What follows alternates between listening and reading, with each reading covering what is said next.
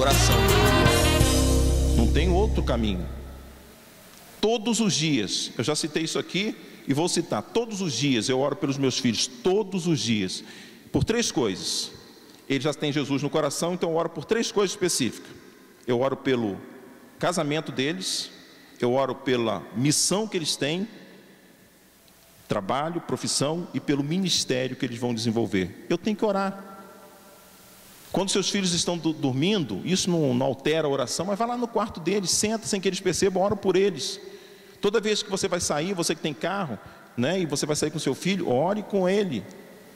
Eu saio com o Ingrid todo dia e antes de orar, eu digo: Senhor, proteja. Eu me lembro daquele episódio, me vem sempre na mente. Eu digo assim: Senhor, proteja a escola da minha filha, não deixa que nenhum mal aconteça com o funcionário, com nenhum aluno, com ninguém que esteja lá. A oração pode. A oração, a Bíblia diz, orando em todo o tempo, porque a oração é o recurso que nós temos, que Deus nos dá para ter esse acesso e Deus liberar a sua proteção, o seu cuidado na vida dos nossos filhos. Mas esse texto que está aí, eu quero citar para você, para dizer o seguinte: esse é o texto que vai contar a história de um homem que a Bíblia não enfatiza muito, Ismael. Texto de Gênesis 21, 14 a 21.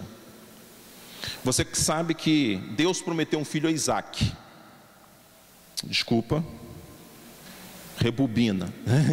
Deus prometeu um filho a Abraão. E aí o que aconteceu? Abraão, atendendo a uma sugestão da sua mulher, lembre-se que Abraão, por temperamento, ele era fleumático. E o fleumático, ele é passivo, ele é indiferente, ele é devagar, quase parando. As decisões de um fleumático na casa, se é ele marido, geralmente quem toma as decisões é a mulher. E não foi diferente na vida de Abraão. Ele aceitou a sugestão de se deitar com Agar, a sua serva, para ter um filho, para facilitar as coisas para Deus. E aí ele teve, aos 86 anos, ele teve um filho, e colocou o nome dele Ismael. 14 anos depois, quando ele tinha 100 anos, Deus cumpre a promessa na vida de Abraão, e nasce Isaque. Quando Sara vê Isaque brincando com Ismael, ela não gostou, ela sentiu ciúme, teve sentimentos negativos, e ela disse para Abraão, e não seria diferente isso, ela falou o quê? Abraão, despede Agar e o seu filho. Gente, quando eu leio essa história, eu fico olhando para Abraão, e a gente deve olhar para Abraão como pai da fé, como homem que deu origem à grande nação de Israel, mas a gente tem que observar alguns erros que Abraão cometeu e que a gente não deve cometer. Um desses foi esse, a passividade.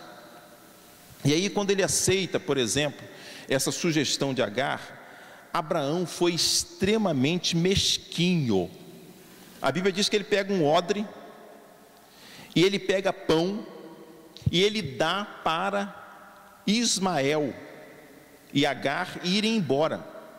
Lembre-se que Abraão era um homem riquíssimo. Ele poderia ter lotado alguns camelos, poderia ter dado muita comida, muita roupa e despedidos com fartura, mas a Bíblia diz que ele deu pão e odre, e um odre de água. Aí eu digo assim: Abraão deu riqueza para Ismael? A Bíblia não diz. Se não diz, eu posso dizer, baseado nesse texto, que despediu vazio, puro. Mas ele deixou um legado interessante para Ismael. E a Bíblia diz que quando acabou o pão, quando acabou a água, Agar botou o filho lá a uma certa distância, e Agar foi para um lugar chorar, abrir a boca, chorou. E esse menino de 14 anos, distante da sua mãe, a Bíblia diz que ele levantou a sua voz e orou. E a Bíblia diz que Deus ouviu a voz daquele menino. Deus não viu a voz de Agar. Aliás, Agar chorou, só chorou. E digo aqui uma coisa a você: não pense você que Deus vai ouvir o seu choro. Não é o choro que Deus ouve. Deus ouve a nossa oração. A oração pode vir e até deve vir acompanhada de choro, mas você pode espernear, batalhar, pirraçar, derramar lágrimas. Se não vier acompanhado de oração, não resolve. A Bíblia diz que Deus ouviu a oração de Ismael. Eu fico pasmo com esse texto, porque se Abraão, e aí revolta-nos o coração ver que Abraão despediu Ismael puro, né, sem muito recurso, mas ele deixou um legado interessantíssimo para Ismael. A pergunta que eu faço para mim e eu faço para você é o seguinte: que legado os nossos filhos terão? A Bíblia diz que ele foi viver no deserto. Os nossos filhos vão enfrentar muitos desertos por aí, escassez, e no deserto a gente enfrenta o quê? Tentação, porque foi no deserto que Jesus enfrentou tentação. E o que ele tinha? O que Ismael tinha? Tinha Deus. Nada que eu possa dar é mais importante do que uma vida consistente espiritual ao meu filho. Então, com Ismael e com Abraão, eu aprendo que a oração é uma forma ou uma arma poderosa na luta para os nossos filhos. E por último, além de Bíblia e oração, nós devemos exercer algumas disciplinas. E aí eu vou citar também 4 episódios interessantes para a gente ver as necessidades dessas disciplinas na vida dos nossos filhos e na luta que a gente empreende por eles e para protegê-los. A primeira disciplina, a disciplina espiritual. O texto está aí e diz o seguinte, 1 Samuel capítulo 3, 13: pois o filho de Eli blasfemava de Deus e Eli não os repreendeu. Eu fico preocupado quando alguns de nós, pais, desenvolvemos conceitos errados a respeito de Deus para os nossos filhos. E a pergunta é o seguinte: quem é Deus para os nossos filhos? Eu já falei isso aqui e vou repetir. Nós temos o hábito, e esse hábito é saudável, esse hábito é salutar, esse hábito é correto, os que fazem, de apresentar os nossos filhos a Deus. E fazemos isso através da oração. Senhor, abençoa o meu filho, protege meu filho, guarda o meu filho, dê um bom casamento, dê uma boa profissão. Apresentam os filhos a Deus, mas poucos pais apresentam Deus aos seus filhos. E não é à toa que a gente tem visto muitos filhos de crentes no mundo.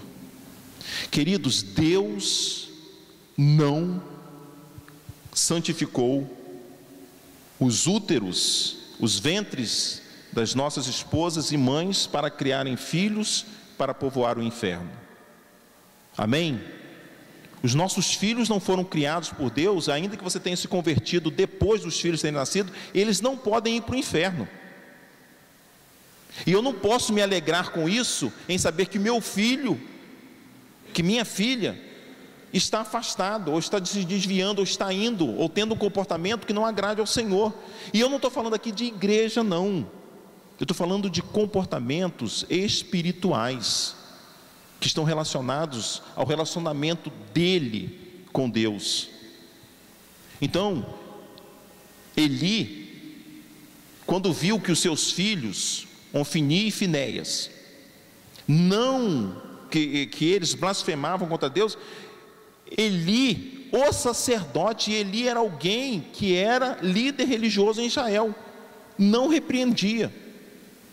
Eu, como pai, tenho que ensinar conceitos certos a respeito de Deus e corrigir conceitos errados que os meus filhos porventura não têm a respeito de Deus. Conceitos esses como Deus é um Deus que castiga, é um Deus tirano, é um Deus que está observando, e às vezes a gente passa para Deus a responsabilidade que é nossa. Olha, não faz isso não, que Deus castiga, hein? Quem castiga ou quem deveria castigar somos nós. E às vezes a gente transfere isso para Deus e cria uma caricatura de Deus que os nossos filhos têm muito mais medo do que respeito, do que reverência. A nossa relação, a nossa disciplina espiritual deve ser algo a ser observada para que os nossos filhos estejam guardados nessa luta que nós empreendemos.